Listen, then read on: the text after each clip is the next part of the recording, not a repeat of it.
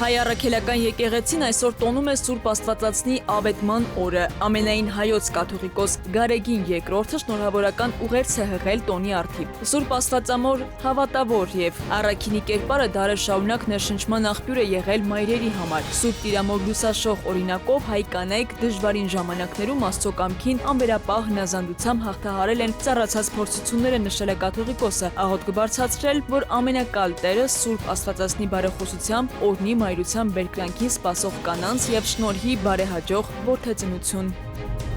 2026 թվականի ապրիլի 15-ից երկրորդ սերնդի թղթադրամները բնականոն մաշվածության արդյունքում դուրս կգան շրջանառությունից, այս մասին հիշեցնում է Հայաստանի Հանրապետության Կենտրոնական բանկը, հավելելով, որ նախապես են տեղեկացրել, որ երկրորդ սերնդի թղթադրամները համարվում են օրինական վճարամիջոց մինչև 2026 թվականի ապրիլի 15-ը, իսկ այդ օրվանից հետո քաղաքացիները իրենց մոտ ունեցած հին թողարկման թղթադրամները կարող են անվճար եւ անժամկետ փոխանակել Հայաստանի տարածքում գործող առևտրային բանկերում եւ Կենտրոնական բանկում առանց սահմանափակումների։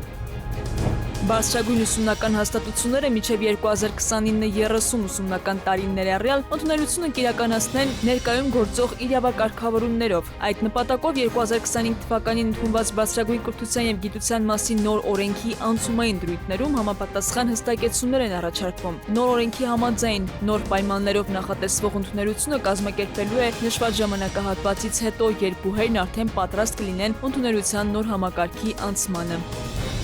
Հայաստանի Հանրապետության քննչական կոմիտեի Սյունիքի մարզային քննչական վարչությունում ընդերքի պահպանման կամ օգտագործման պահանջները խախտելու դեպքի առթիվ նախաձեռնված քրեական վարույթի նախաքննության ընթացքում առարևույթ հաստական տվյալներ են ձեռք բերվել այն մասին, որ ընկերության աշխատակիցները Սիսիան համայնքի Գորայք բնակավայրի վարչական տարածքի տարբեր հատվածներում առանց համապատասխան թույլտվության իրականացրել են քարի արդյունահանում, պետությանը պատճառելով 7 միլիոն 349 հազար 390 դրամի վնաս։ Քրեական վարույթի նախաքննության ընթացքում պետությանը պատճառված վնասը ամբողջությամբ վերականգնվել է։